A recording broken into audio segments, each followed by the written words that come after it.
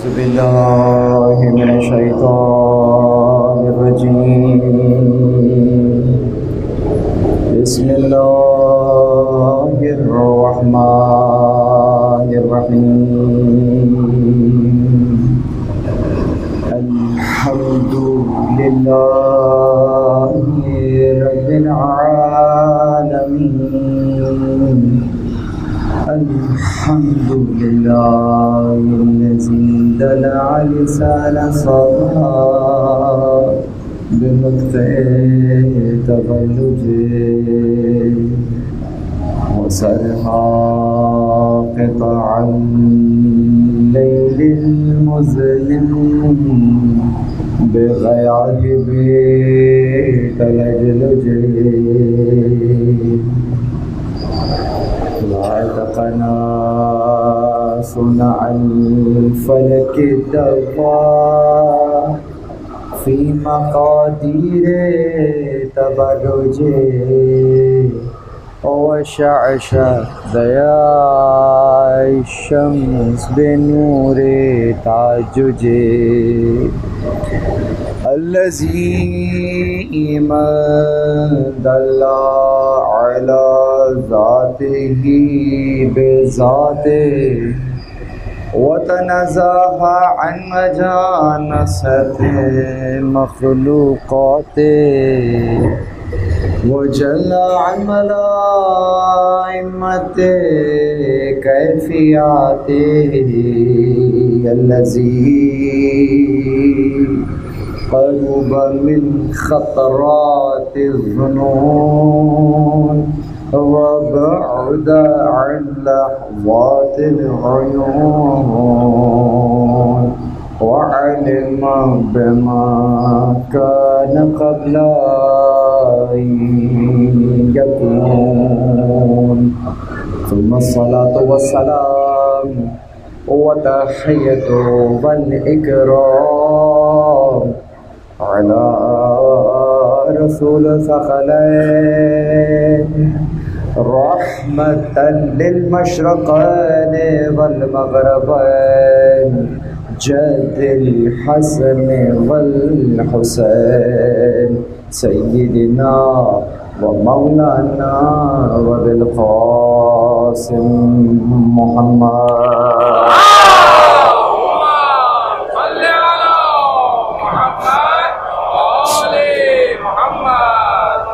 وأهل بيته الطيبين الطاهرين المعصومين المظلومين المنتجبين الذين ذهب الله عنهم الرجس وطهرهم تطهيرا.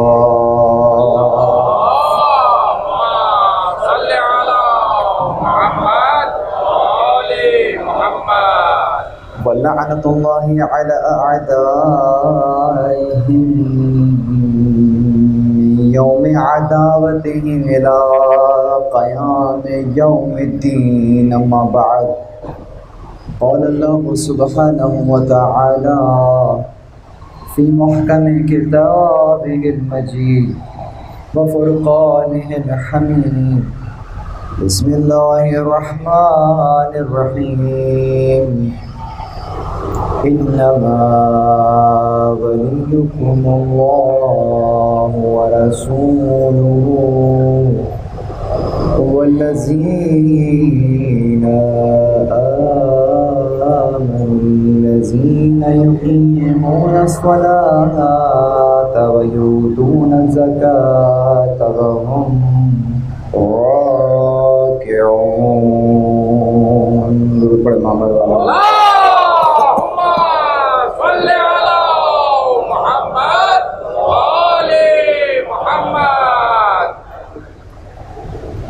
الحمد لله الذي جعلنا من المتمسكين بالقرآن الكريم وبولاية أمير المؤمنين وأئمة المعصومين عليهم السلام. درود پڑھیں محمد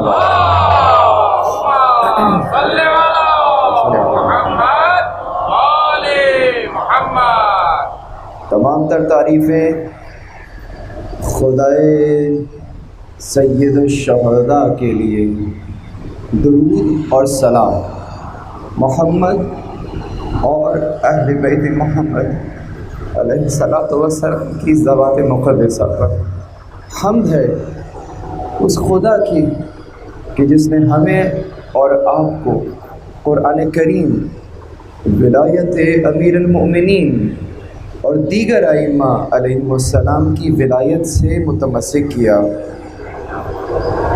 1441 ہجری امام بارگاہ چاردہ معصومین کی عشرہ مجالس کی یہ نویں اور آخری مجلس ہے۔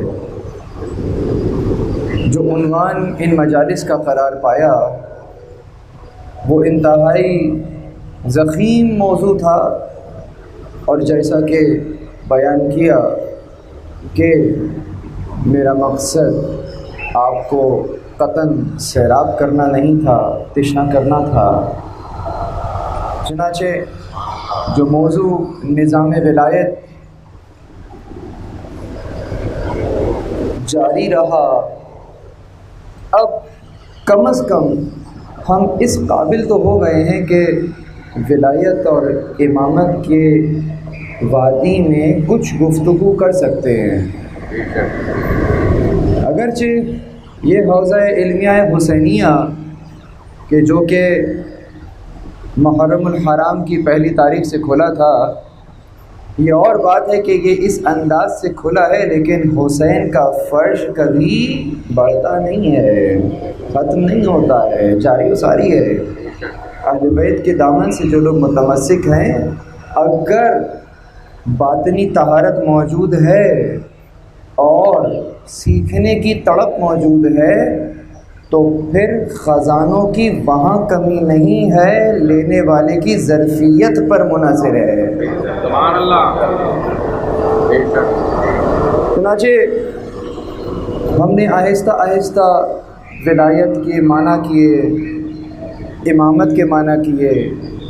امامت یعنی کہ وہ نظام کہ جس کے بنیادوں میں وہ اصول ہے کہ جو کہ قرآن کریم سے لیے گئے ہیں، یعنی قوانین الہیہ اور تعلیمات پیغمبر جس نظام کی بنیادیں قرار پائیں، اس نظام کو امامت کہتے ہیں۔ اور جس شخصیت میں یہ اصول اور ضوابط مجسم ہو کر نظر آنے لگیں، یا جو شخصیت ان اصول اور ضوابط کی عکاس قرار پائے، اسے امام کہتے ہیں۔ محمد والے محمد بلند سلوات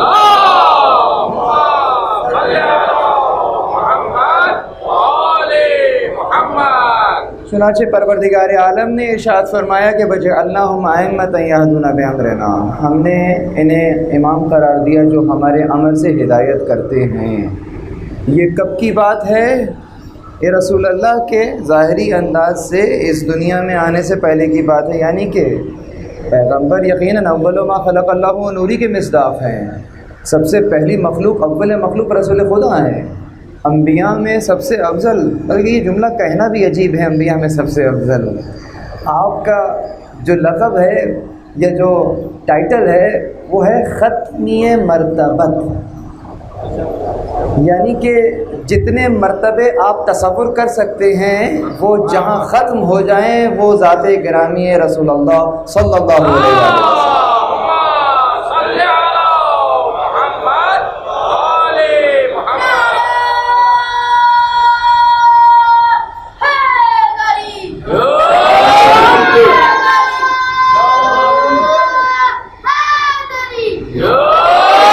بشریت کے عنوان سے جتنے بھی عہدے تصور کیے جا سکتے ہیں، جتنے بھی مرتبے تصور کیے جا سکتے ہیں، اس میں ختمی مرتبت آپ ہی کی ذات ہوگی۔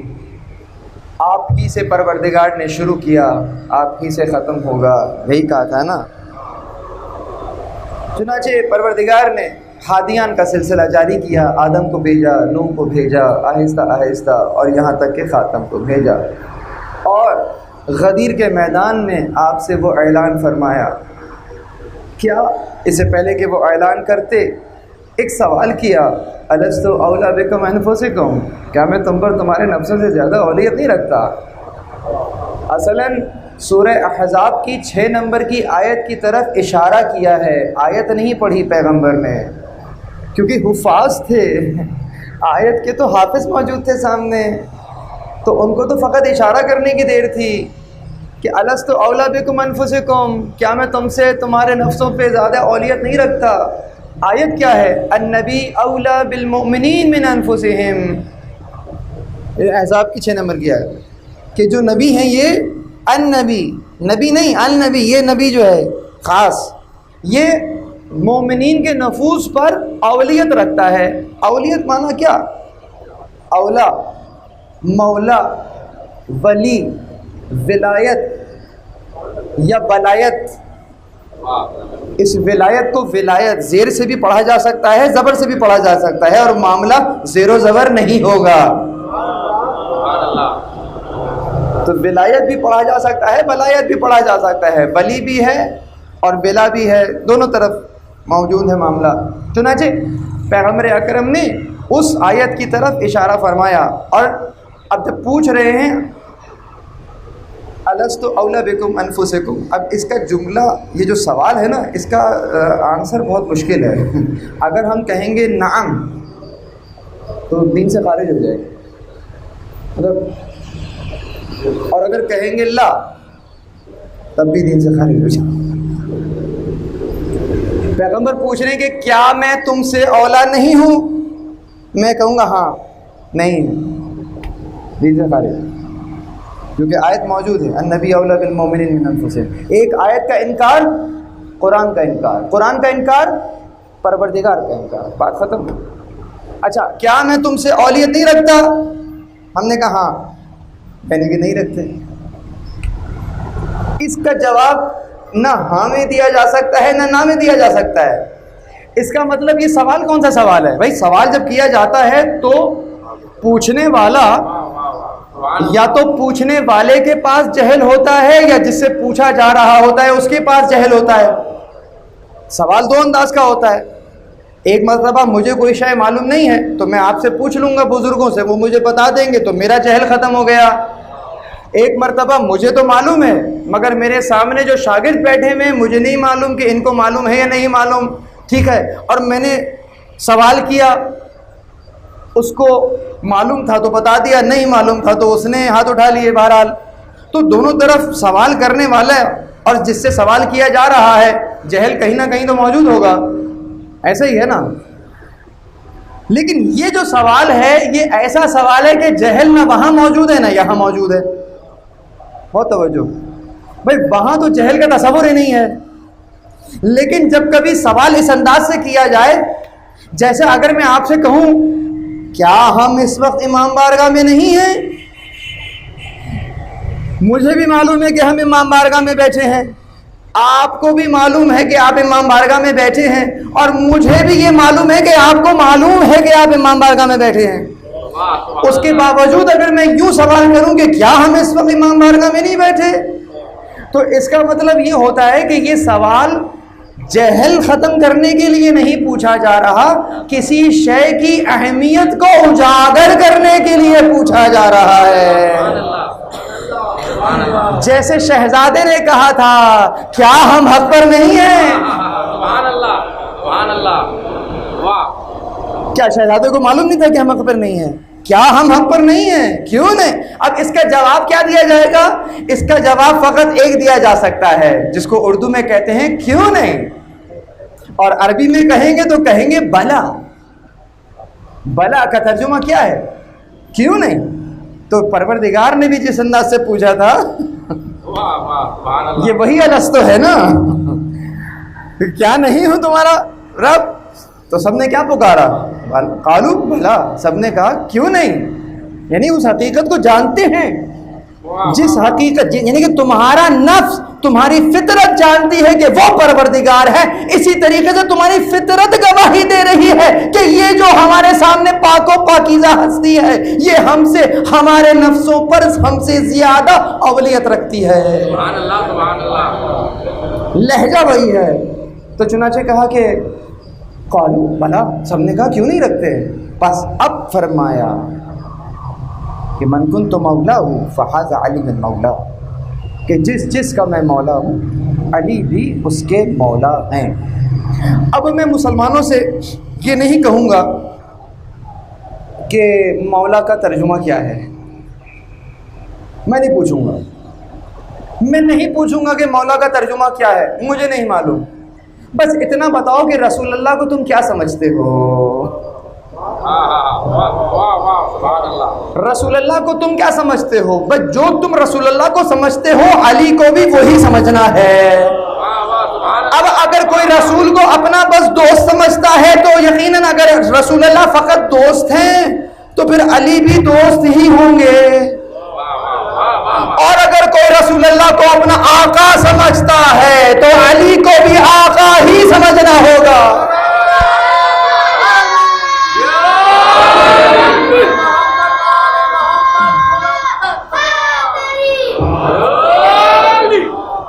علی کو بھی آقا ہی سمجھنا ہوگا۔ اب فہرست بنائیے گا کہ رسول اللہ کس کس کے آقا ہیں۔ اول مخلوق ہیں، لولا کلم خلقت الافلاق کے مصداق ہیں، تجھے اگر خلق نہ کرنا ہوتا میں کچھ خلق نہ کرتا۔ اب فہرست بنانا شروع کر دیجئے گا کہ رسول اللہ کس کس کے آقا ہیں۔ بہت مشکل بات ہے اور جو کہ میں آرام سے کر رہا ہوں، یہ بھی اس در کی ہی دین ہے۔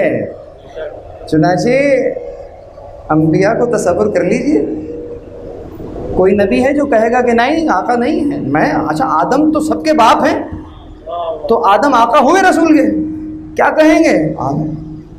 جب آدم نے نظر اٹھائی تھی نا ملأ الاعلیٰ کی طرف دیکھا تھا تو کچھ انوار کو دیکھا تھا، صحیح؟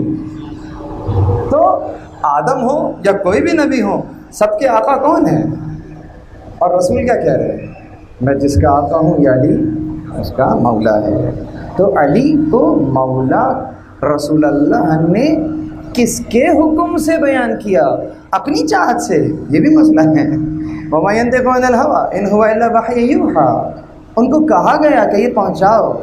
اچھا، یہ جو مولائیت پہنچائی تو یہ مولائیت کس انداز کی پہنچائی؟ بہت توجہ رہے، مجھے آج بہت خشک باتیں کرنی ہے، ویسے بھی ماحول نہیں ہے، آج جو رات ہے وہ قیامت کی رات ہے، مجھ سے تو بات بھی نہیں کی جا رہی ہے اس رات کے تصور ہی سے، لیکن بہرحال موضوع کا حق بھی ادا کرنا ہے، اور یہ موضوع اس ہی رات سے متصل ہے، اسی ولایت سے متصل ہے۔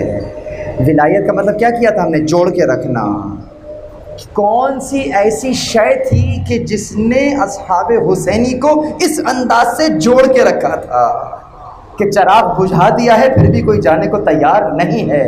یہی رشتہ ولایت ہی تو تھا کہ جس نے ان کو جوڑ کے رکھا تھا۔ چنانچہ یہ ولایت ہم نے کیوں دی انہیں؟ تاکہ پروردگار کا وہ قانون کہ جو کہ اس نے زمین پر ہمارے اور آپ کی کمال کے لیے اتارا ہے وہ نافذ رہ جائے اور بلا تعطل نافذ رہے، یعنی کہ پیغمبر اکرم پردہ فرمائیں تو فہذا علی مولا کہہ کر، یعنی کہ بلا فصل میرے بعد یہ رہبر ہے۔ بہت توجہ، اب اگر میرے بعد یہ رہبر ہے، رہبر فقط حکومت کے معاملے میں رہبر ہے یا کل دین کے معاملے میں رہبر ہے؟ کل دین کے معاملے میں رہبر ہے۔ اچھا، یہ رہبر ایسا ہے کہ آپ اس سے سوال کریں گے یہ جواب دے دے گا اور کہانی ختم؟ نہ، جب اقرار لیا ہے اولا بتصرف تو یہ تصرف کرے گا، اس کی مرضی میری مرضی پر نافذ ہوگی، نہ کہ میری مرضی ان کی مرضی پر نافذ ہوگی۔ بہت توجہ رہے، سخت بات کرنے لگا ہوں، میرے مخاطب جو ہیں وہ نہ جانے کہاں کہاں کے لوگ ہیں، اور اس وقت سامنے آپ کے توسط سے ان تک بھی بات پہنچا رہا ہوں اور اپنے آپ کو بھی یاد دہانی کرا رہا ہوں۔ یہ بتلاؤ کہ مولا کو یہ مرتبہ کس نے دیا؟ پروردگار نے۔ پروردگار نے یہ جو مرتبہ دیا، اس بہت توجہ رہے، میری طرف توجہات مضبوط کریں، یہ مرتبہ کس نے دیا؟ پروردگار نے دیا۔ اس مرتبے کو امت نے اس انداز سے نہیں مانا جیسا ماننا تھا. ٹھیک ہو گیا. اچھا اب جب ایسا ہو گیا, غدیر کے اندر وفا نہیں ہوئی, تو نتیجہ کیا نکلا؟ نتیجہ پہلے تو در زہرا کی صورت میں نکلا, اور پھر وہ شعلہ خیام حسینی تک آ گیا, اور کربلا کی صورت میں غدیر کی بے وفائی کا نتیجہ نظر آ گیا. میں بہت تیزی سے آپ کو غدیر سے کربلا تک لے کر آیا ہوں. یہ جو غدیر سے کربلا تک آپ آئے ہیں, یہ کس وجہ سے پہنچے ہیں؟ یقیناً امت نے وفا نہیں کی, مطلب جمہور نے وفا نہیں کی. اسی لیے ہم کہتے ہیں کہ جو غدیر ہے وہ عوام کی کربلا ہے, اور جو کربلا ہے وہ خواص کی غدیر ہے. جو کربلا اور غدیر کا درمیان میں رشتہ بیان کر رہا ہوں کہ جو غدیر ہے وہ عوام کی کربلا ہے, اور جو کربلا ہے وہ خواص کی غدیر ہے. یعنی کہ کیا غدیر میں کیا ہوا؟ پیغمبر اکرم یعنی کہ حجت زمان نے, امام زمان نے لوگوں سے بیعت طلب کی, بدلے میں لوگوں نے کیا کیا؟ دغا کیا. بیعت یعنی حجت زمان, امام وقت بیعت طلب کر رہا ہے, بدلے میں امت بے وفائی کر رہی ہے, دغا کر رہی ہے. تو یہ ہو گئی عوام کی کربلا. اب کربلا میں آ جائیں, یہاں کیا ہو رہا ہے؟ حجت زمان اپنی بیعت اٹھا رہا ہے, اور بدلے میں کیا ہو رہا ہے؟ وفا. ادھر بیعت مانگی جا رہی ہے, بدلے میں دغا, ادھر بیعت اٹھائی جا رہی ہے, بدلے میں وفا. تو یہ جو کربلا کے میدان میں چند خاص لوگ موجود تھے, انہوں نے غدیر کو ہی زندہ کیا کہ ہم اس عہد سے کیسے پیچھے پھر جائیں کہ جو رسول خدا سے کیا تھا.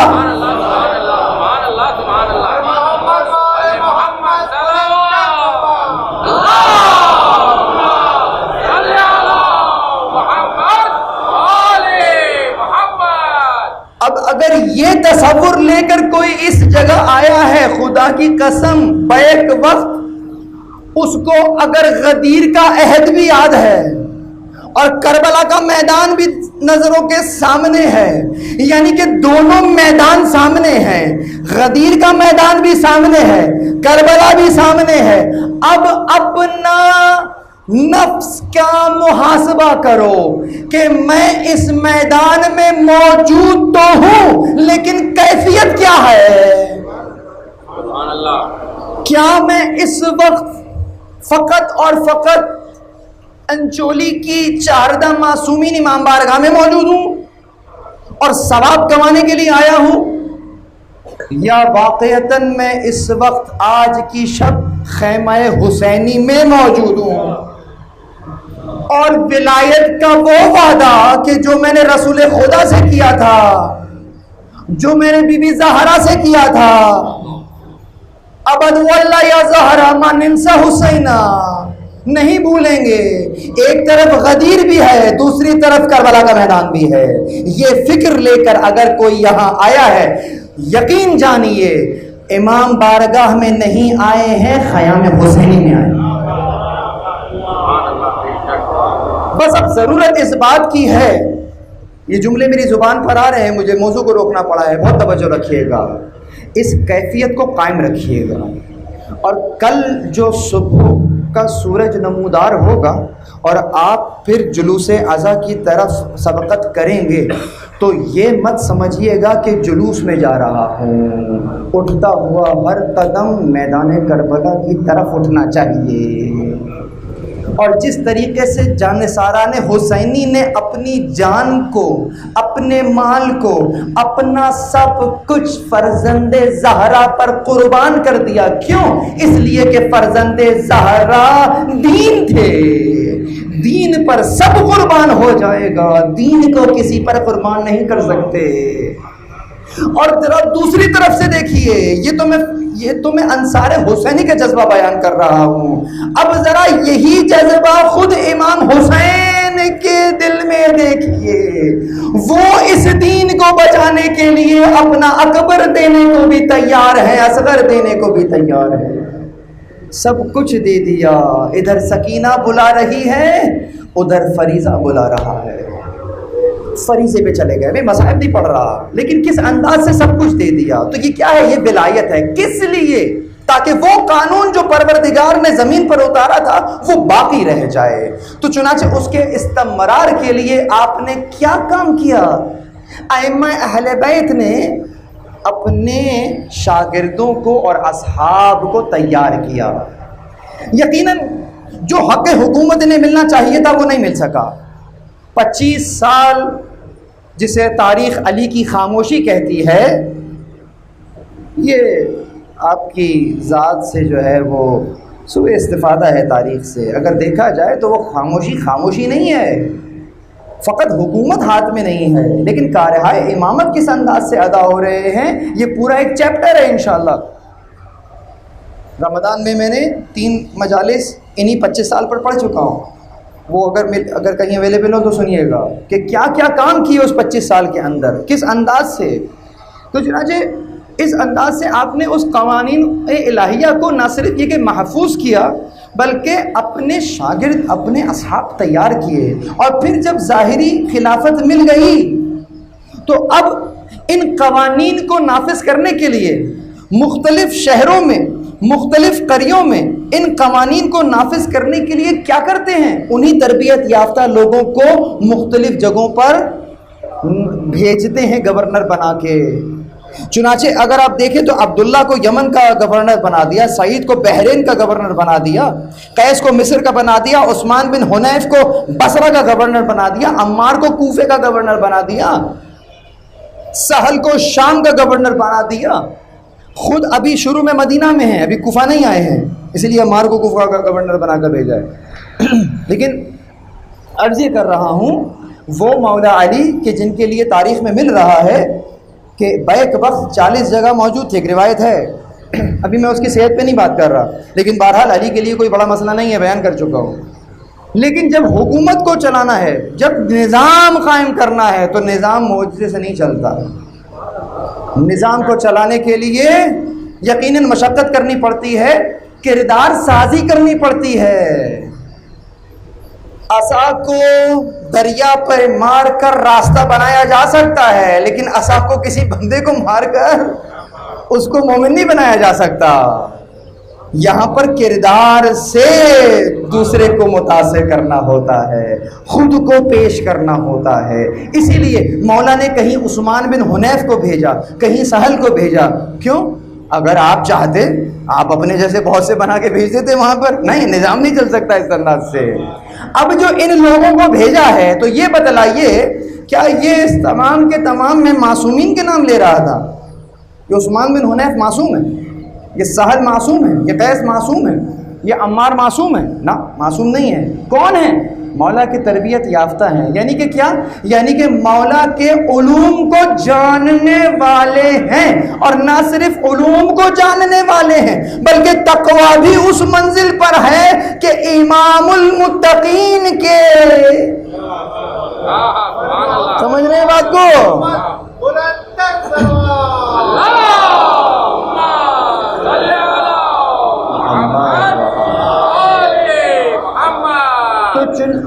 تو چنانچہ ان کی تعصی ائمہ علیہ السلام سے حکم کو لینا یہ بالکل ایسا ہی ہے جیسے رسول اللہ سے حکم کو لے رہے ہیں، اور رسول اللہ کا حکم ان کا اپنا حکم نہیں ہے، خدا کا حکم ہے۔ بہت توجہ، بہت تیزی سے آگے چلا جاؤں گا۔ چنانچہ خوارج نے وہاں پر عالم بغاوت بلند کیا اور کہا کہ لا حکم الا للہ، خدا کے حکم کے علاوہ کوئی حکم نہیں ہے۔ تو آپ نے ایک جملہ ارشاد فرمایا، کہا کلمۃ حق یرادہ بہا الباطل، کہ بات تو ٹھیک کہہ رہے ہیں، کلمہ تو بالکل ٹھیک ہے، اللہ کے حکم کے علاوہ کسی کا حکم نہیں ہے، لیکن اس جملے سے ان کا ارادہ باطل ہے۔ اس جملے سے جو یہ چاہ رہے ہیں، وہ جو چاہت ہے وہ چاہت باطل ہے۔ گویا مولا علی فرما رہے ہیں کہ دیکھو مومن کو بابصیرت ہونا چاہیے. اگر کوئی اچھا جملہ کہہ کر تمہیں ڈی ٹریک کر رہا ہے تو چوکنے رہنا. فقط جملے کو نہ دیکھنا، یہ دیکھنا جملے کے پیچھے اس کی چاہت کیا ہے. سبحان اللہ، بے شک، سبحان اللہ. اگر مسلمانوں کو کوئی اچھا سا کلمہ سنایا جائے، کوئی پہلی شہادت دی جائے یا دوسری شہادت دی جائے یا تیسری شہادت دی جائے، سبحان اللہ. تو کسی بھی شہادت کو سننے کے بعد فقط شہادت سن کر مروب نہ ہوئیے گا. ذرا یہ بھی دیکھیے گا کہ یہ جو شہادت بڑھ چڑھ کر دی جا رہی ہے پیچھے مقصود کیا ہے. واہ واہ واہ، سبحان اللہ. تاریخ کا مطالعہ تو یقیناً بزرگ بیٹھے ہوئے ہیں. مسجد زرار کو بنایا گیا تھا، کیا آرگیومنٹ کیا گیا تھا؟ جناب وہ مسجد قبا ذرا دور ہے، پہاڑ پہ چڑھ کر اتر کر جانا پڑتا ہے، یہ ایک بازو میں ہی مسجد ہے، یہیں پر بزرگ اور تمام بڑے لوگ آ کر نماز پڑھ لیا کریں. کتنی اچھی بات ہے. بھائی کیا بنایا ہے؟ مندر بنایا ہے، مسجد بنائی ہے. کس کی عبادت کے لیے؟ اللہ کی عبادت کے لیے. کس کے لیے بنائی ہے؟ مسلمانوں کے لیے بنائی ہے. کیوں بنائی ہے؟ اس لیے کہ وہ قبا تک جانا مشکل ہے، یہ قریب ہے، یہاں بنا لو، یہاں پر پڑھ لو نماز. پروردگار نے کیا کہا؟ لَمَسْجِدَ الْأُسَّسَ عَلَى التَّقْوَى مِنْ أَوَّلِ يَوْمٍ أَحَقُّ أَن تَقُومَ فِيهِ، کہ وہ مسجد جو پہلے، بہت توجہ رہے، مسجد ہے، خدا سے منسوب ہے، لیکن خدا کیا کہہ رہا ہے؟ وہ مسجد جو پہلے دن جس کی بنیاد تقوی پہ رکھی گئی ہے، حق رکھتی ہے اے حبیب کہ تو اس مسجد میں کھڑا ہو. واہ واہ واہ، سبحان اللہ. جو پروردگار تھوڑی دیر کے لیے ایک مسجد میں کھڑے ہونا گوارا نہیں کر رہا اس لیے کہ بنیاد تقوی پہ نہیں ہے، تو وہ آپ کو اور مجھے یوں ہی چھوڑ دے گا کسی ایسے کے پیچھے کہ جس کا نہ تقوی سے کوئی تعلق ہے نہ رشد و ہدایت سے. واہ واہ، سبحان اللہ. درود پڑھے محمد والے محمد پر.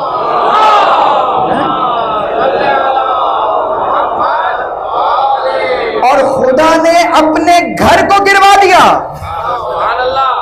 غیر کے گھر کو نہیں، اپنے گھر کو گروا دیا. کیوں؟ تاکہ یہ غیر متقین بے نقاب ہو جائیں. تو پروردگار عالم نے جس طریقے سے اس مسجد کا، اس مکان کی حفاظت کی ہے تو پروردگار یقیناً زمان کی حفاظت بھی کرے گا. جب ایک مکان کا محافظ ہے تو زمان کا محافظ بھی وہی ہے. چنانچہ یہ اولی الامر ہیں، ائمہ اطہار کیا ہیں؟ اولی الامر ہیں. اب اگر کہا جائے یا ایھا الذین آمنوا اطیعوا اللہ واطیعوا الرسول واولی الامر منکم، اے ایمان والو اللہ کی اطاعت کرو، رسول کی اطاعت کرو اور وہ جو صاحبان امر ہیں. ٹھیک ہے. اچھا، چونکہ میرا ایک مزاج اس طرح سے ہے کیونکہ چھوٹا سا، بہت چھوٹا سا طالب علم قرآن کا، تو آیات کو جب میں پڑھتا ہوں تو کچھ چیزیں نظر آتی ہیں، میں بھی پریشان ہوتا ہوں کہ یہ چیزیں مجھے کیوں نظر آ رہی ہیں. میں لکھ لیتا ہوں اور وصیت کر رہا ہوں جب قرآن پڑھ رہے ہوں اور اکثر بہت سے نکات آتے ہیں تو ایک نوٹ بک بنائیں، ڈائری بنائیں، اس میں نوٹ کریں، لکھ لیں. کیا ہے ابھی بعد میں سوچیں گے، ابھی تو ایک چیز آ رہی ہے، لکھیں اس کو.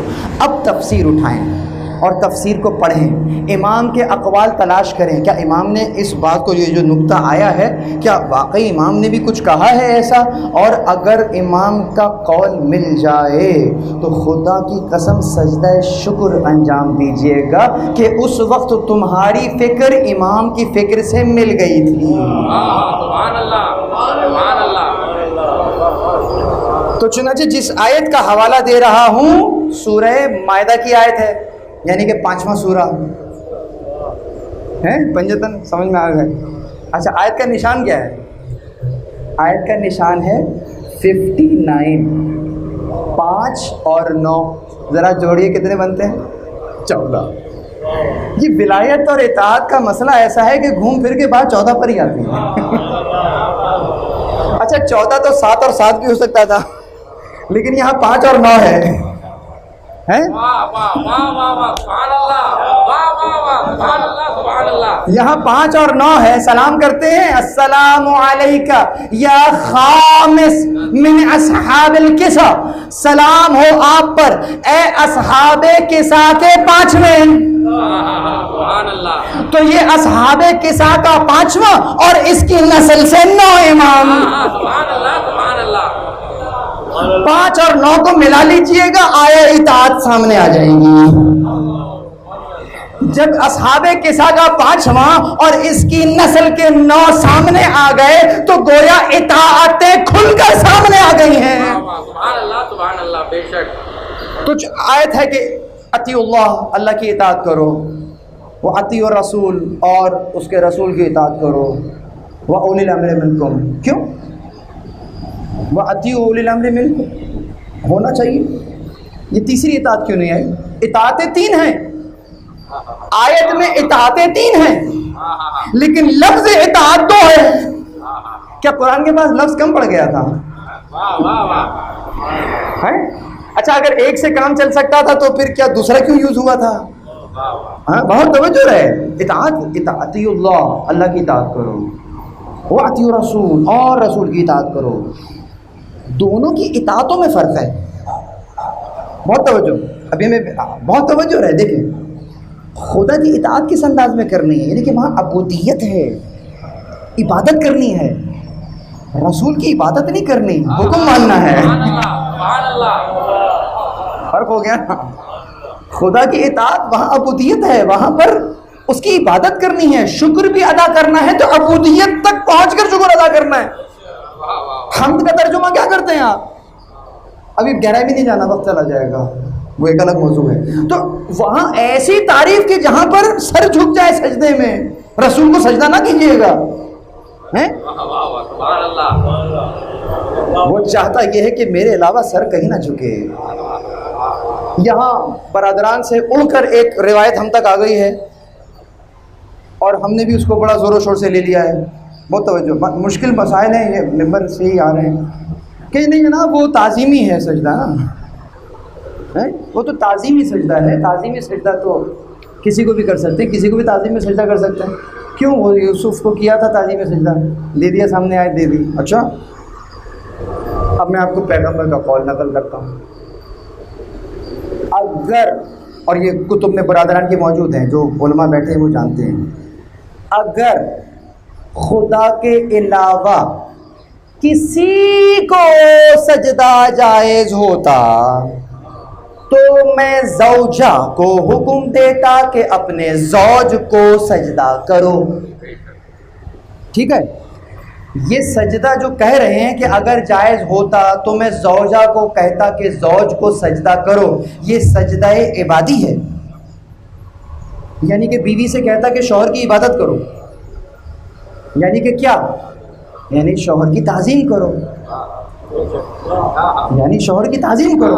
لیکن اگر جائز ہوتا تو میں کہہ دیتا، یعنی کہ سجدہ اگر تعظیم کے عنوان سے بھی کر رہے ہو، غیر خدا کو جائز نہیں ہے۔ سبحان اللہ، سبحان اللہ۔ درود پڑھیں محمد والے محمد کا۔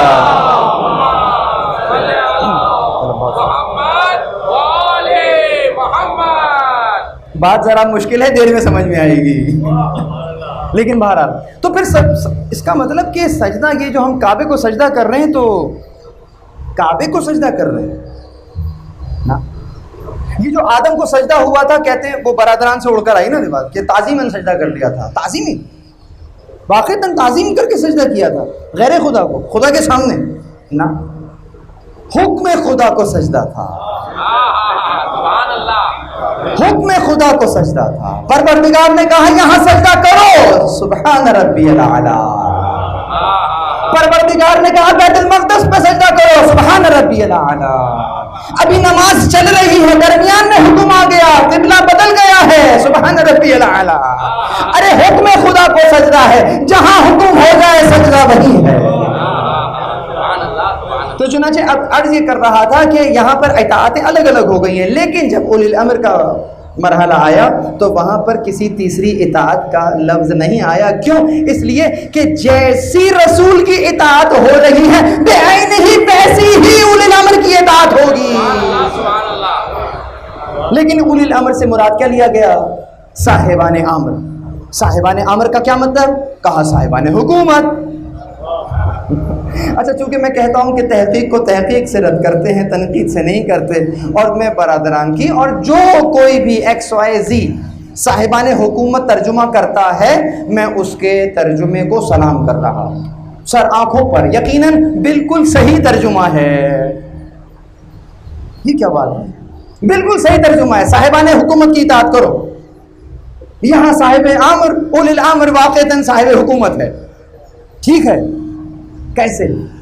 اپنے سیاق و سباق کے ساتھ یہ بتلاؤ کہ بہت توجہ رہے، سوال کر رہا ہوں، یہ بتلاؤ کہ اولی الامر کی اطاعت کا حکم کہاں سے لیا؟ قرآن سے، یعنی خدا سے۔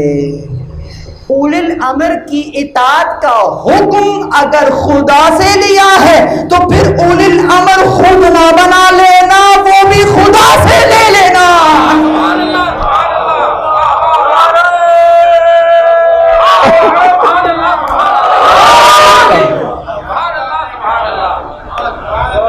بھائی اولی الامر کی اطاعت کا حکم اگر خدا سے لیا ہے تو پھر اولی الامر بھی اپنے گھر سے نہ لانا، خدا سے لے لینا، اور خدا جس کو اولی الامر بنا دے اس کی اطاعت کر لینا۔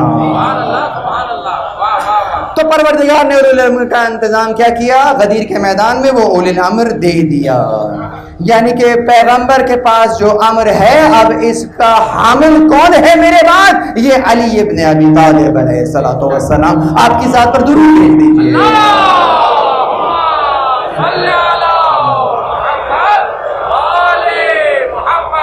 بہت سے چہرے نئے ہیں، میری گزشتہ تقریر کے اندر وہ ریکویسٹ جو میں نے کی تھی کہ نوٹ بک ساتھ لایا کریں تاکہ جب میں کوئی محنت کر کے لا رہا ہوں اور کچھ دے رہا ہوں تو اس کو یاد کریں۔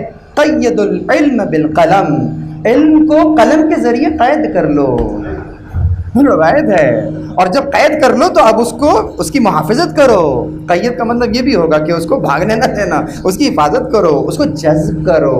تو چنانچہ یہ تو آپ کہیں گے جناب آپ تو جوش خلافت میں یہ باتیں کر رہے ہیں، آپ تو علی کی محبت میں میٹے چلے جا رہے ہیں۔ چلو آؤ ایسا کرتے ہیں، قرآن میں چلتے ہیں اور قرآن میں دیکھتے ہیں کہ اگر وہ اطیع اللہ و اطیع الرسول کہہ رہا ہے تو پھر قرآن سے پوچھتے ہیں کہ یہ بتلاؤ، ٹھیک ہے یہ آیا اطاعت ایک طرف ہو گئی، ذرا اور بتاؤ کہ میں کس کی اطاعت کروں اور کس کی اطاعت نہیں کروں۔ بھائی قرآن میں نام تو لکھے نہیں ہیں، صفات لکھی ہیں، تو قرآن سے صفات پوچھو کہ قرآن ذرا مجھے یہ بتاؤ کہ میں کس کی اطاعت کروں۔ یہ بنو امیہ نے جو ڈرامہ کیا، انہوں نے کیا کیا؟ انہوں نے وہ حدیثیں جو کہ ان کو پسند تھیں، من اطاع امیری فقد اطاعنی، جس نے میرے امیر کی اطاعت کی اس نے میری اطاعت کی، اس حدیث کو تو اتنا چیخ چیخ کر بیان کیا کہ بہروں کو بھی آواز چلی گئی۔ لیکن وہ احادیث کے جس کے اندر اولی الامر کی صفات بیان ہوئی تھیں وہ بیان نہیں کی، کیونکہ وہ ان کو اٹریکٹ نہیں کر رہی تھیں، وہاں دکان بند ہو رہی تھی۔ تو چنانچہ اب ہم اس وقت تو نہیں جا سکتے، قرآن ہاتھ میں موجود ہے، قرآن میں دیکھتے ہیں۔ تو آئیے سب سے پہلے سورہ صاد کی آیت، قرآن نے کن لوگوں کی اطاعت سے منع فرمایا ہے؟ سورہ مبارکہ صاد آیت نمبر 26، وَلَا تَتَّبِعِ الْهَوَىٰ، خواہش کی، ہوا حوث، خواہش کی پیروی نہ کرنا۔ اب میں گنواتا رہتا ہوں کس کی پیروی نہیں کرنا، کس کی اطاعت نہ کرنا، کہا خواہش، اپنی خواہش کی پیروی نہ کرنا، ٹھیک ہے۔ سورہ مبارکہ نور، یا ایھا الذین آمنوا لا تتبعوا خطوات الشیطان، اے وہ لوگوں جو ایمان لائے ہو شیطان کے نقش قدم کی پیروی نہ کرنا۔ آیا مائدہ سورہ 5واں سورہ 28ویں آیت، اور یہی شورا کے اندر بھی آیت ہے، وَلَا تَتَّبِعْ أَهْوَاهُمْ، یہاں جمع کا صیغہ آیا کہ خواہشات کے پیچھے نہ چلنا، ٹھیک ہے۔ کسی کی کوئی بھی خواہش ہو سکتی ہے، بہت سے لوگوں کی خواہش تو غدیر کے پالان کے ممبر کے نیچے دب کے رہ گئی تھی، کئیوں کی خواہشیں تو پالان کے نیچے دبی ہوئی تھیں۔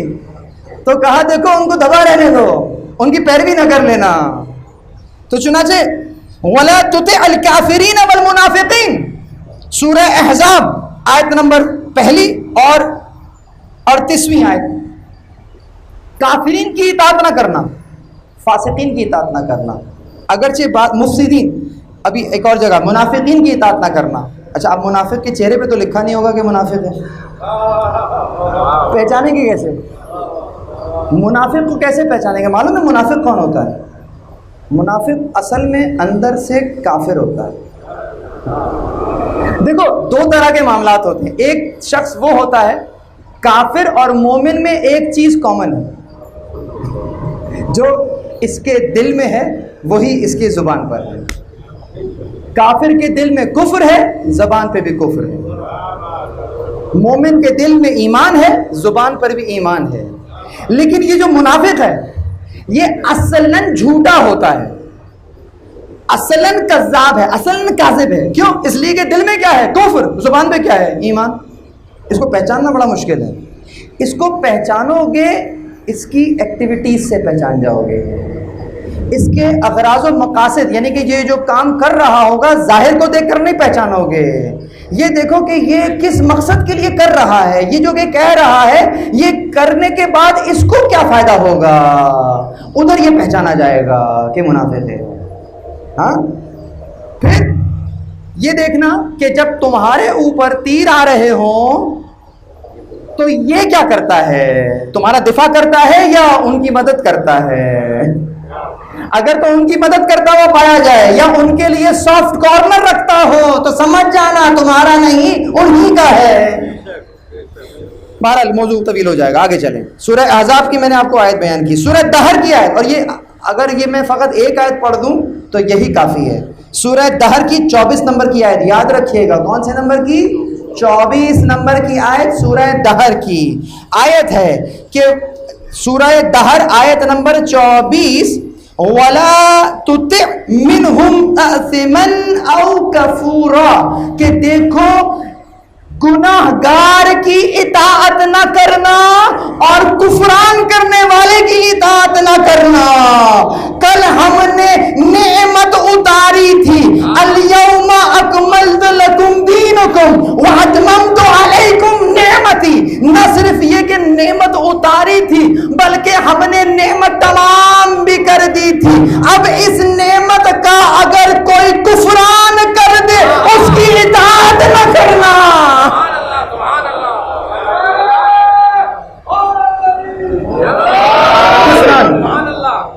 کفران کر دے، کفور کر کا، اور گناہگار کی اطاعت نہ کرنا. کیوں گناہگار؟ اب یہ بتائیے کہ رسول اکرم کے آس پاس بہت سے لوگ موجود تھے اور ان کے جوتوں کی خاک میری آنکھوں کا سرما. لیکن یہ بتلائیے کہ کیا معصوم تھے؟ بھائی معصوم نہیں تھے نا. بھائی معصوم نہیں تھے تو اس کا مطلب کیا ہے؟ خطا ہو سکتی ہے، عمدن بھی ہو سکتی ہے اور سہون بھی ہو سکتی ہے. اور آپ تو خطائے اجتہادی کے بھی ماشاءاللہ بڑے زور و شور سے قائل ہیں، تو بہرحال خطا کا امکان تو موجود ہے نا، ہے قصدن بھی ہو سکتی ہے اور یوں ہی بھی ہو سکتی ہے. تو سوال یہ پیدا ہوتا ہے کہ اگر گناہ کر لیا ہے، چاہے عمدن ہو یا سہون، گناہ تو کر لیا، تو اسم کی کیٹیگری میں آئیں گے نہیں آئیں گے؟ اب اگر آ جائیں گے تو اس کا مطلب سمجھ جائیے کہ ایسے کی اطاعت پروردگار واجب نہیں کر رہا، اور وہ ایسے کی اطاعت کو واجب کر رہا ہے کہ جو کہ گناہ کا تصور بھی نہ ہو. چنانچہ دوسری آیت کی طرف چلتے ہیں، تھوڑی طویل آیت ہے کہ یا داؤد ان جعلناک خلیفۃ فی الارض فاحکم بین الناس بالحق ولا تتبع الهوى. ان کو بھی کہا کہ ہم تمہیں خلیفہ بنا رہے ہیں، ہوا کی پیروی نہ کرنا، ہمارے احکامات کی پیروی کرنا. اب اگر یہ ان لوگوں کی بات تھی کہ جن کی اطاعت سے منع کیا گیا، اب جہاں جہاں بھی یہ صفات دیکھ لیجئے گا تو وہاں اطاعت نہ کیجیے گا. اطاعت کس کی جائے گی؟ ایک آیت بیان کر چکا، دوسری آیت سورہ النساء کی 83 نمبر کی آیت ہے کہ وَإِذَا جَاءَهُمْ أَمْرٌ مِّنَ الْأَمْنِ أَوْ الْخَوْفِ أَذَاعُوا बिही वलौ रदहू इला रसूलिही व इला उलिल अम्र मिनहुम, कि अब जब तुम्हारे पास अगर कोई अमर आए, कोई हुक्म आए उसके अंदर, तो किसकी तरफ पलटाओ? रसूल और उलिल अमर की तरफ पलटाओ। उलिल अमर बनाओ नहीं, जिसे रसूल ने बयान कर दिया है उसकी तरफ उस अमर को पलटा दो। गोया परवरदिगार ने फिर से उलिल अमर की तरफ पलटा दिया है। तो ये वो सिफात हैं जो कि एक मुती के अंदर होनी चाहिए। बस अब यहाँ से आपसे एक सवाल कर रहा हूँ कि जब तक इमाम मासूम मौजूद है सामने तो उसकी इताअत होगी यकीनन। असलन किसकी इताअत होगी? खुदा के कानून की, हुक्म खुदा की इताअत होगी। हुक्म खुदा के अलावा किसी की इताअत नहीं होगी। वाजिब नहीं है, बहुत तवज्जो, खुदा की इताअत, उसके अलावा जो इताअतें आपको नजर आती हैं वो भी परवरदिगार ने ही वाजिब की हैं। अगर वो कह रहा है कि वक़ज़ा रब्बुका लतअबुदू इल्ला इय्याहु व बिल वालिदैनि इहसानन, तो एक तरफ अपनी इबादत की बात कर रहा है, फिर कह रहा है वालिदैन के साथ एहसान करना। ये जो वालिदैन को इताअत मिल रही है, वालिदैन को हक़े विलायत मिल रहा है, ये कौन दे रहा है? परवरदिगार दे रहा है, न कि वो मुस्तकिलन उसके ऊपर इख्तियार रखते हैं। बहुत तवज्जो, बिल्कुल उसी तरीके से बहुत तवज्जो रहे। ये बतलाइए, मैंने वालिदैन का तज़किरा किया है, वालिदैन के पास एक विलायत का हक़ मौजूद है या नहीं है? है। अच्छा, इस वक्त मौजूद है या नहीं है? है। अच्छा, अगर मैं कहूँ कि नहीं, मैं तो फ़कत इमाम ज़माना की विलायत को मानूंगा और किसी की विलायत नहीं मानूंगा, ये कौन होते हैं? मैं तो जानता ही नहीं इनको। ये बात सुभान अल्लाह, वाह वाह वाह। आयत क्या कह रही है? वबिल वालिदैनि इहसाना, नहीं, इनको पर उफ ना करो। यानी कि जब तक वो तुम्हें हुक्म दे रहे हैं जो कि खुदा के हुक्म से नहीं टकरा रहा, यानी कि क्या, यानी जिसने इनको ये विलायत दी है, जब तक ये उसके मुती रहेंगे इनकी विलायत भी तुम पर लाजिम रहेगी। ये हक किसने दिया उन्हें? परवरदिगार ने दिया है, इमाम मासूम के होते हुए दिया है। अब अगर कोई ये कहे कि मैं इमाम की विलायत के अलावा किसी की विलायत नहीं मानता, तो सबसे पहले अपने बाबा की विलायत से इनकार कर देना।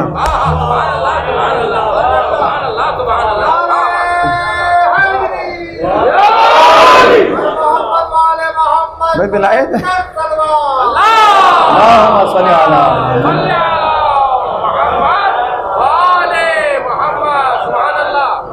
बहुत सीधा सा मसला है, और मुसलमानों में तो बहुत ही गहरा मसला है।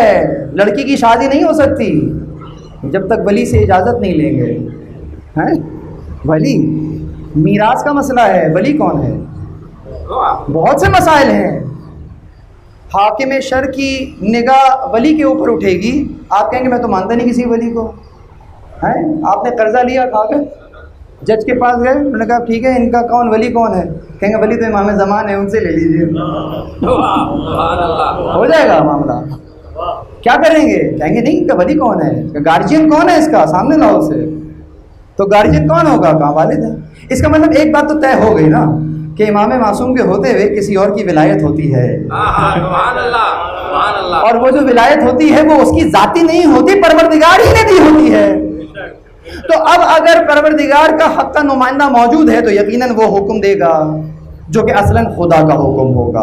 इसके बाद बात आगे चलेगी। जब आगे बात चलेगी और इमाम मौजूद हैं मदीना में, और सईद को उन्होंने बहरीन का गवर्नर बना के भेज दिया। मालूम है मदीना से बहरीन का फासला कितना है? 1300 किलोमीटर। कितने किलोमीटर? 1300 किलोमीटर। ये बहरीन वहाँ पहुँचे हुए सईद। अब वहाँ पर जो सईद गए हैं वो किसके हुक्म से गए हैं? मौला अली के हुक्म से गए हैं। बहरीन में वो हाकिम की जगह बैठे हैं। अब ये बतलाइए कि जो इनका हुक्म है वो सईद का हुक्म है या मौला अली का हुक्म है? इनकी इताअत किसकी इताअत है? मौला अली की इताअत। क्यों? यहाँ पर लोग ये क्यों ना कहें कि मैं तुम्हें तो जानता ही नहीं हूँ, मैं तो कलिमा उनका पढ़ता हूँ, मेरी गवाही तो तीसरी गवाही उनकी शामिल है, मैं तो आपको जानता ही नहीं हूँ, और आप कौन से मासूम है जो मैं आपकी इताअत करूँ? سبحان اللہ سبحان اللہ سبحان اللہ. تو یہ بتلائیے کہ یہ حکم عدولی سعید کی ہوگی یا مولا علی کی؟ گویا ایسا محسوس ہوگا کہ ایسا کہنے والا مولا علی سے زیادہ انٹیلیجنٹ ہے، کیونکہ انہوں نے غیر معصوم کو ولی بنا کر بھیج دیا، اور ان کا کرائٹیریا یہ ہے کہ بغیر معصوم تو ولی ہوتا ہی نہیں ہے. تو یہ مولا علی سے ملتے تو ان کو بھی یہی کہیں کہ آپ کو کیا ہو گیا ہیں، آپ خود آتے میرے پاس تب میں آپ سے بات کروں گا. یہ آپ نے کیا مسلم کو بھیج دیا؟ سبحان اللہ. امام حسین سے کہوں کہ ہم نے مسلم کو کیوں بھیجا ہے؟ مسلم معصوم ہے؟ کون ہے؟ یہ بتلائیے کہ مسلم جب کوفہ میں آئے ہیں اور کوفہ میں بیعت طلب کر رہے ہیں، کہیں ہم تمہارے اوپر حاکم ہیں، کس کے حکم سے؟ فرزند زہرا کے حکم سے، اور میں تم سے بیعت لینے آیا ہوں، بیعت کرو. یہ ہاتھ کس کا ہاتھ ہے؟ اچھا آپ کہیں گے کہ آپ تو مولا کے عشق میں یہ بات کر رہے ہیں. ارے جی نہیں، جب بیعت لی جاتی ہے تو ذرا قرآن میں دیکھنا، جب رسول اللہ کا ہاتھ ان کے ہاتھ کے اوپر ہوتا ہے، پروردگار کہتا ہے ید اللہ فوق ایدیہم، اللہ کا ہاتھ ان کے ہاتھ کے اوپر ہے. اب اگر مسلم کا ہاتھ تمہارے ہاتھ کے اوپر ہے تو یہ مسلم کا ہاتھ نہیں ہے، بھیجنے والے کا ہاتھ ہے. یعنی مسلم کے ہاتھ پر بیعت ایسا ہی ہے جیسے حسین کے ہاتھ پر بیعت ہے. تو حسین علیہ السلام کا حکم بالکل ایسا ہی جیسے مسلم جو حکم دے رہے ہیں وہ حسین کا حکم ہے، اگرچہ غیر معصوم ہے. لیکن تمہیں یہ حق نہیں ہے. کیوں؟ اس لیے کہ ہم نے انہیں تمہارے اوپر حجت بنا دیا ہے، اور ہم خود ان مسلم کے اوپر حجت ہیں. سبحان اللہ سبحان اللہ. ایکویشن وہی ہے. تو اسی انداز سے اب اگر میں آپ سے پوچھوں کہ ٹھیک ہے، یہ جو تمام کے تمام گورنر تھے یہ تو مولا علی نے خود نومینیٹ کیے تھے نا، ان کا تو نام لے کر بھیجا تھا کہ تم فلانا تم فلاں جگہ چلے جاؤ. لیکن اب اگر ایسا ہو کہ کسی کا نام نہ لیا ہو، پھر میں کیسے اس کو سمجھ لوں کہ جناب اس کے پاس بھی ویسے ہی ولایت ہے؟ تو اب کوئی اصول تو ہوگا میرے پاس، تو کچھ تو ہونا چاہیے. بھائی گورنر شپ تو اس وقت ہے نا جب حکومت موجود ہے. اب جب حکومت موجود نہیں ہے تو اب گورنر شپ تو بھی موجود نہیں ہے. پھر کیا موجود ہے؟ 7ویں امام کے دور میں آ جائیے، حیان سراج اور بہت سارے وکلا موجود ہیں. اچھا 10ویں امام کے دور میں آ جائیے، آپ نے پورا نظام قائم کیا وکلا کا، سفرا کا، اور ان کو بصرہ، بحرین، مدینہ، مختلف مقامات کے اوپر بھیجا، اور باقاعدہ ایک نیٹ ورک جسے کہتے ہیں اسٹیبلش کیا. ابھی وقت نہیں ہے کہ تاریخ میں جائیں، لیکن بیان کر رہا ہوں کہ یہ جو وکلا کا نظام ہے اصلاً اس کا بنانے والا کون ہے؟ آپ کے اور میرے 10ویں امام. امام نے اپنی زندگی میں یہ تمام کا تمام نیٹ ورک بنایا، اور نہ صرف وکلا بلکہ ان کے بھی سفراء ہوتے تھے، سفیر ہوتے تھے، مختلف مقامات کے اوپر ہوتے تھے. لوگ سفیر سے ملتے ہیں، وکیل سے ملتے ہیں، اور پھر اس انداز سے انٹریکشن ہوتا تھا، یہاں تک کہ یہ سلسلہ چلتے چلتے آپ کے اور میرے 11ویں آقا تک پہنچا. آپ نے وہ نظام بنایا نہیں ہے، بنے ہوئے نظام ہی کو استعمال کیا ہے. چنانچہ یہاں پر عثمان بن سعید ہوں یا محمد بن عثمان بن سعید زمری ہوں، تو یہ کون تھے؟ سمان تھے، تیل فروش تھے. لوگ آتے تھے تیل خریدنے، یہاں سے روغن لیا، اور جب روغن کی اجرت دیتے وہ تھے، اس کی قیمت دیتے تھے تو اس میں کچھ خمس کا پیسہ بھی دے دیتے تھے. جو جاسوس ہے وہ دیکھ رہا ہے کہ جناب کوئی خمس، کوئی تیل کی تجارت ہو رہی ہے. یہ اتنے بابصیرت ہوتے تھے کہ جب یہ رقم دیکھتے تھے تو خمس الگ کر لیتے تھے، تیل کی قیمت الگ کر لیتے تھے. یہ ان کی بصیرت ہوتی. اس انداز سے پورا نیٹ ورک چل رہا تھا. یہیں سے ہوتے ہوئے ابوالقاسم حسین بن روح تک سلسلہ گیا. روح نہیں ہے یہ، حسین بن روح ہے. اس کے بعد ابوالحسن علی بن محمد سمری تک یہ بات پہنچی. 4 نائبین تو پے در پہ آئے. اب اس کے بعد جب ابوالحسن علی بن محمد سمری کا آخر وقت آیا، ان پر ایک غشی کا عالم آیا.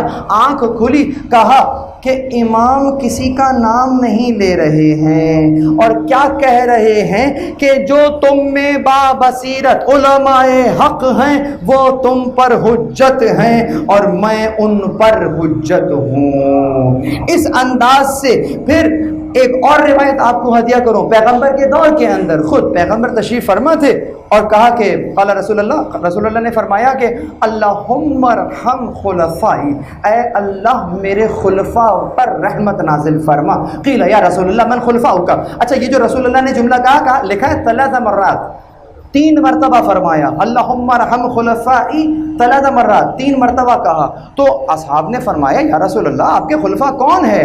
آپ نے پھر آگے جواب دیا، آپ نے فرمایا کہ الذین یأتون من بعدی ویرون احادیثی وسنتی فیصلونها الناس من بعدی وفی بعض النسخ ثم یعلموها الناس، کہتے ہیں کہ یہ وہ لوگ ہیں جو میرے بعد آئیں گے، میرے علم کو سیکھیں گے اور میرے علوم کو لوگوں تک پہنچائیں گے۔ ان کو رسول اللہ نے کیا کہہ کے مخاطب کیا؟ کہا یہ میرے خلفاء ہیں، یعنی کہ جو اب میں جملہ دے رہا ہوں، یعنی جو آل محمد کے حق کو زندہ کر دے رسول اللہ کی نظر میں ان کا خلیفہ ہے۔ درود پڑھیں محمد و آل محمد پر۔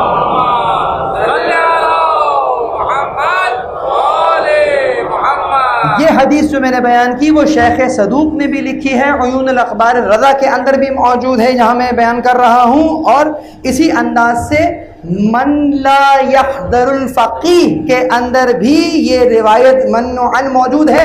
ایک سوال کر رہا ہوں، کتاب کا نام کیا ہے؟ من لا یحضر الامام، یعنی کہ کیا وہ جو لکھنے والے ہیں ان کی نظر میں بھی کوئی شخصیت موجود ہے کہ میں یہ اس کے لیے لکھ رہا ہوں جو فقیہ تک نہیں پہنچ سکا ہے؟ اگر فقیہ موجود ہے تو یقیناً اس کا قول تمہارے اوپر حجت ہوگا۔ درود پڑھیں محمد والے محمد پر۔ من لا یحضر الفقیہ، جوانوں کے لیے ترجمہ کر دوں، کتاب کا نام ہے من لا یحضر الفقیہ، اس کے لیے کہ جو کہ فقیہ کو نہ پا سکے، اس کے لیے یہ کتاب ہے۔ اور جو فقیہ کو پا لے اس کے لیے کیا ہے؟ کہا تم نے فقیہ کو پا لیا، اب تمہارے لیے اور کیا ہے؟ تو اس انداز سے حکم اصلاً اطاعت کس کی ہوگی پھر؟ فقیہ کی نہ، وہ عالم صاحب جو بیٹھے ہیں ان کی اطاعت ہوگی؟ جی نہیں۔ ایک جملہ کہوں، تصور کیجئے، نام لینے کی ضرورت نہیں ہے، تصور کیجئے بہت بڑی شخصیت ہے، بہت بڑی شخصیت، ٹھیک ہے، اب میں کسی کا بھی نام لوں کوئی ٹیگ لگ جائے خام خواہ، یہ پتہ نہیں یہ کس کی بات کر رہے ہیں۔ مسٹر ایکس ہیں اور بہت بڑے عالم ہیں، بہت بڑے فقیہ ہیں، مثال کے طور پہ یہاں پر آ جاتے ہیں، چلے چھوڑیے میں بہت پرانی شخصیت کا نام لے لیتا ہوں، شیخ صدوق آ گئے، اب اس پہ تو کوئی ٹیگ نہیں لگ رہا نا کہ کہاں سے آئے ہیں۔ شیخ صدوق آ گئے یہاں پر اور مجھ سے کہا زیغم رضوی صاحب جائیے میرے لیے پانی لے کر آئیے، میں کہوں گا یہ جو آپ کا حکم ہے مجھ پہ واجب نہیں ہے، یہ جو اطاعت ہے، یہ جو آپ کہہ رہے ہیں کہ یہ جو میرے لیے وہ چیز لے کر آؤ جاؤ، یہ میرے اوپر واجب نہیں ہے۔ ہاں یقیناً آپ کی جلیل القدر شخصیت ہے، ارے میں قربان جاؤں آپ کی خدمتوں کے، میں جو خود سے دل سے کروں گا یہ الگ بات ہے، لیکن آپ کی یہ بات مجھ پر واجب نہیں ہے۔ بہت بڑا جملہ کہا ہے میں نے، لیکن اگر وہ یہ بیان کریں کہ زیغم رضوی صاحب یہ جو آپ عمل کر رہے ہیں نا یہ امام کے فلانا قول سے ٹکرا رہا ہے اور یہ کام کرنا جو ہے وہ جائز نہیں ہے، اب یہ بات ماننا مجھ پر واجب ہے۔ سبحان اللہ سبحان اللہ سبحان اللہ، یعنی یہ جو واجب ہے یہ کیا ہے؟ یہ آپ کا حکم واجب نہیں ہے، خدا کا حکم واجب ہے۔ آپ کا حکم بجا لاؤں گا میں اپنے انداز سے بجا لا سکتا ہوں، واجب نہیں ہے، لیکن اگر آپ حکم خدا مجھ تک پہنچا رہے ہیں اس پر عمل کرنا میرے اور آپ کے لیے واجب ہے۔ تو اب اگر میں ان کے قول کو سن کر عمل کروں تو یقیناً میں ان کی اطاعت نہیں کر رہا، معصومین ہی کی اطاعت کر رہا ہوں۔ درود پڑھیں محمد والے محمد پر۔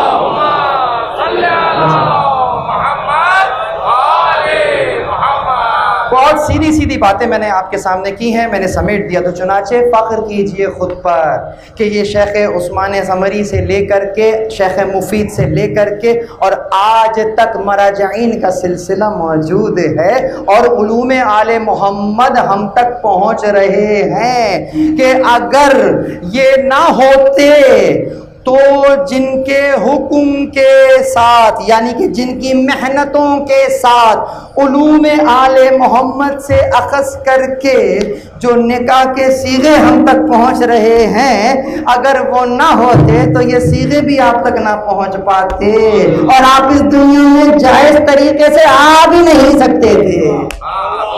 درود پڑھے محمد والے محمد صلی اللہ علیہ وسلم۔ تو چنانچہ جو آج کی شب ہے وہ ایفائے عہد کی شب ہے۔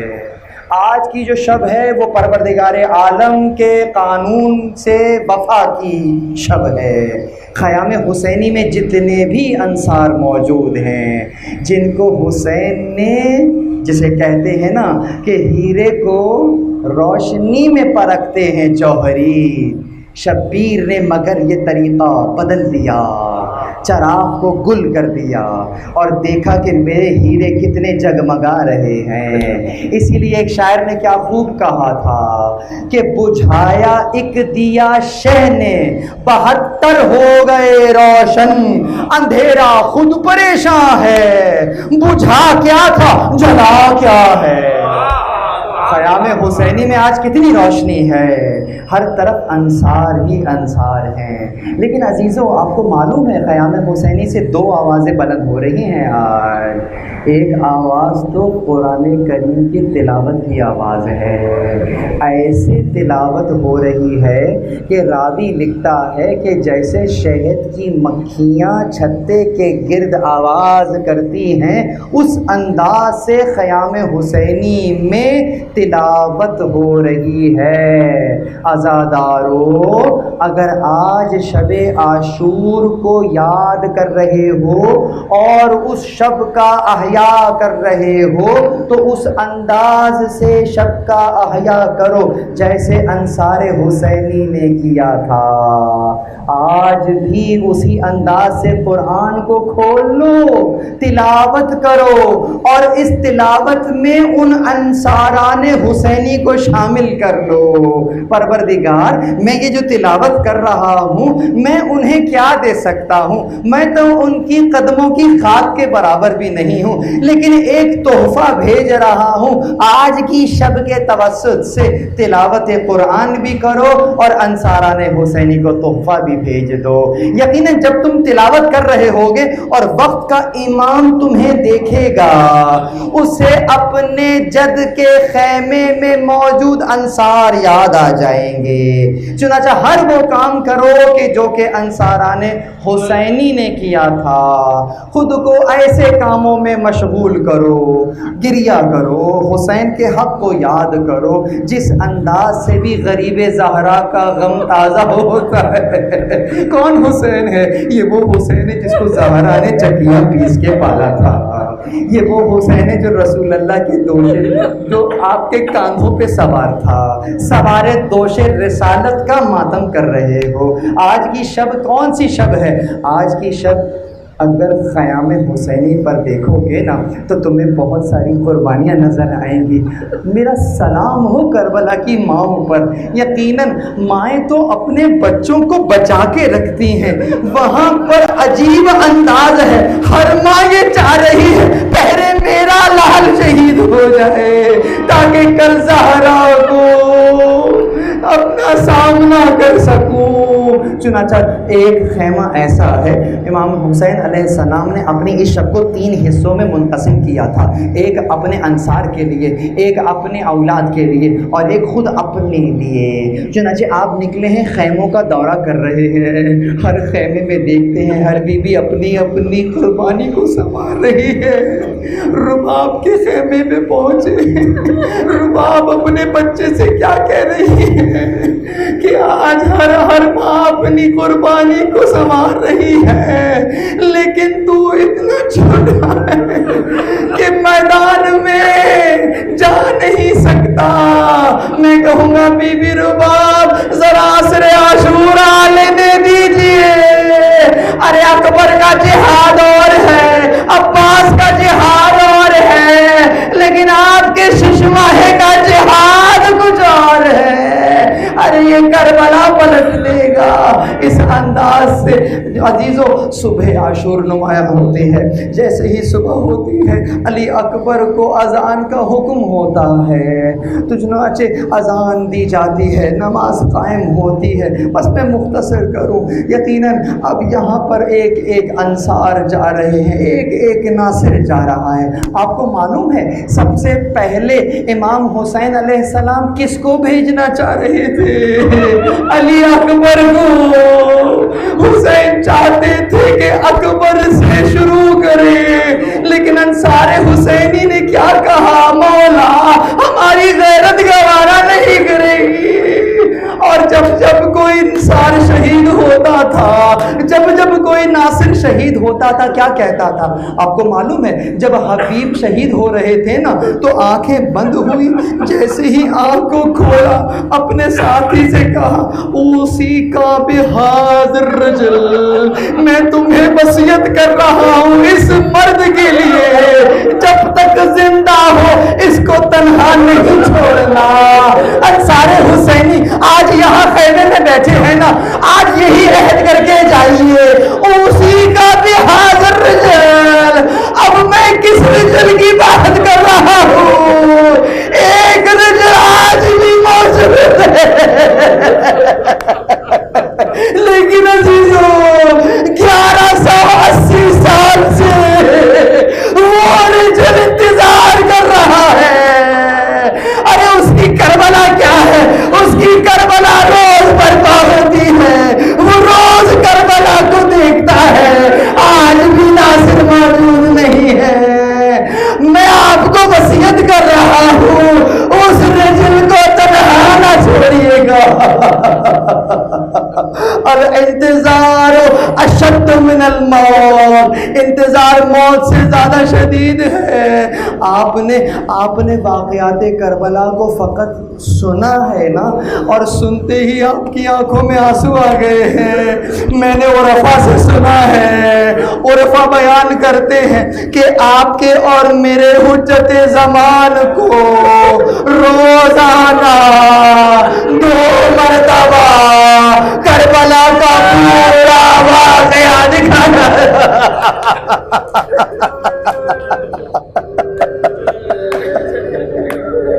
کربلا کا پورا واقعہ امام شاہد ہیں۔ اس کی توجیہ عرفا یہ بیان کرتے ہیں تاکہ انتقام میں اور مزید شدت ہو۔ لیکن یہ بتلاؤ جو دن میں 2 مرتبہ کربلا کا واقعہ دیکھتا ہو، اب اگر وہ خون کے آنسو نہیں رہے گا تو کون سے آنسو رہے گا؟ عزیزو جہاد شروع ہوا ہے، یہاں پر تمام انصار شہید ہوئے ہیں۔ اب آپ کے خانوادے بنی ہاشم کا بھی باری آتی ہے، ایک ایک کر کے جاتے ہیں، شہید ہو جاتے ہیں۔ حسین سب کا تو لاشا لے آئے تھے۔ نفس المحموم میں لکھا ہے کہ جب سب کے لاشیں لے آئے نا اور اب کوئی بھی نہیں بچا، پہلے اس خیمے میں گئے جہاں پر انصار موجود ہوا کرتے تھے، چاروں طرف دیکھا، ارے خیمہ خالی ہے۔ پھر اس خیمے میں گئے جہاں پر سب کی لاشوں کو رکھا تھا۔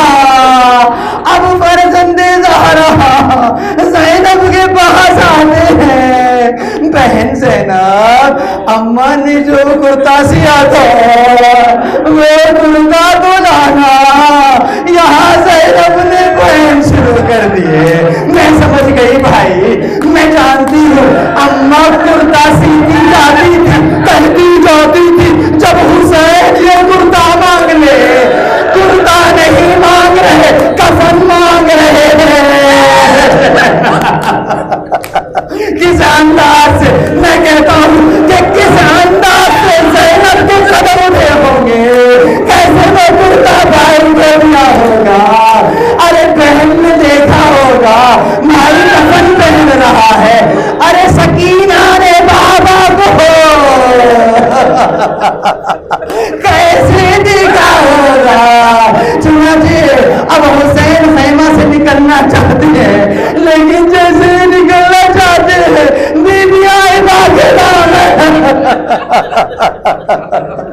راوی کہتا ہے حسین کی سواری خیمے سے ایسے نکلی ہے جیسے کسی گھر سے جنازہ نکلتا ہے. آپ کا اور میرا مولا حجت زمان امام زمان اس انداز سے گھر سے نکلا ہے. ارے گھوڑے پر بیٹھا ہے اور جب کربلا میں داخل ہوا تھا اس وقت گھوڑے میں چلنے سے انکار کیا تھا. آج دکھا رہا مقتل جانا چاہتے ہیں گھوڑا چلنے سے انکار کر رہا ہے. لیکن آج معاملہ کچھ اور ہے. جب آپ نے کہا کہ یہ آخری زحمت ہے گھوڑا بھی زبان ہے اشارہ کر رہا ہے. کیا دیکھا وہ 4 سالہ بچی اے میرے بابا کے گھوڑے میرے بابا کو میدان میں نہ لے جانا. ارے صبح سے جو گیا ہے واپس نہیں آیا. حسین گھوڑے سے اترتے ہیں بچی کو سنبھالتے ہیں. راوی لکھتا ہے ایک اور مقتل میں دیکھ رہا تھا کہ سکینہ سینے پر سکینہ کو نیند آ گئی. خدا معلوم خواب میں کیا دیکھا. سکینہ تڑپ کر بیدار ہوتی ہے بابا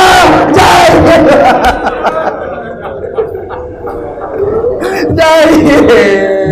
حسین میدان میں آتے ہیں. اب حسین تلوار چلا رہے ہیں. کیا جہاد کیا ہے کیا قتال کیا ہے کہ ان ملائن کو مولا علی کی جنگ یاد آ گئی. مولا لڑتے جاتے ہیں انا للہ و انا الیہ راجعون. امام انا للہ کی تلاوت بھی کر رہے ہیں حملے بھی کر رہے ہیں. تاریخ میں 17 حملے لکھے ہیں کہ جو فوج اشقیاء پر کیے ہیں لیکن ہر حملے کے اوپر 2 مقام پر نظر گھوم رہی ہے اپنے انصار کی طرح. اے میرے شیرو پیاسے کی جنگ دیکھو. کبھی بھائی کو پکارتے ہیں کبھی بھائی کو یاد کرتے ہیں لیکن وہ وقت بھی آیا کہ اب فرزند زہرا زین پر صبر نہیں پا رہے ہیں. چاروں طرف سے تیروں کی بارش ہو رہی ہے. کبھی دائیں گر جاتے ہیں کبھی بائیں گر جاتے ہیں. مقاتل لکھتے ہیں کہ جب مولا زین سے زمین پر آئے ہیں ارے نہ زین پر موجود ہے نہ زمین پر موجود ہے. جو تیر سامنے سینے پہ لگے تھے وہ پشت سے نکل گئے.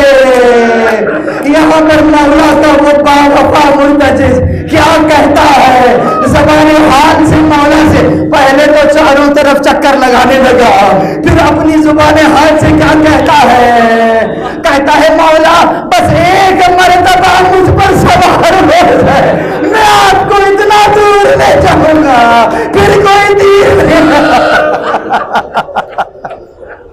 پھر کوئی تیر نہیں لگے گا. اپنے منہ سے تیر نکالتا ہے. امام کہتے ہیں جا میرے خیموں میں جا کر میری بس عزیز آخری جملہ سنے مجھ میں سکت نہیں ہے. اپنی پریشانی کو خون آلود کرتا ہے. اب خیام حسینی نظر جنا رہا ہے مرتجز آ رہا ہے. ارے تینوں کی بارش ہوئی ہے اس انداز سے خیمے میں داخل ہوا ہے. سب سے پہلے بی بی سکینہ ارے رہوار کے گلے میں باہیں ڈال دی. یا جواد العبی ام قتل ابی ام سفیان ابی او قتل عدشانان. یہ بتلا میرے بابا کو پانی مل گیا تھا یا پیاسا بھی.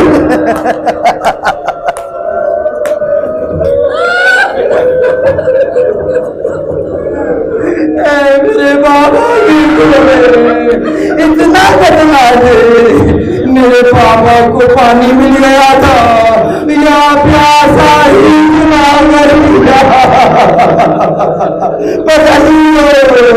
لفظ کربلا پر دردلا داری ہوا، سرخ آندیاں چلنے لگی، سرخ آندیاں چلنے لگی، یہاں زینب نے سید سجاد کو سکھایا، بیٹا سجاد ذرا اٹھو دیکھو کیا ماجرا ہے۔ سید سجاد جیسے ہی اٹھتے ہیں کمر پہ ہاتھ ہے، ایک ہاتھ خیمے کا پردہ ہٹایا، السلام علیکم یا عبداللہ، میرا سلام اے عبداللہ، انا للہ ورنا الیہ راجعون، رضا قضائی وتسلیما لامرہ۔ پروردگار آج کی شب ہم اپنے لیے کوئی دعا نہیں مانگ رہے، ایک دعا مانگیں گے، اللہم ارزقنا الکربلا، پروردگار ہمیں کربلا کا رزق عنایت فرما، پروردگار اپنی آخری حجت کا ضرور فرما تاکہ وہ اپنے دادی زہرا پر ہوئے ظلم و ستم کا انتقام لے سکے۔ یا رب الحسین بحق الحسین اشفع صدر الحسین بظہور الحجہ۔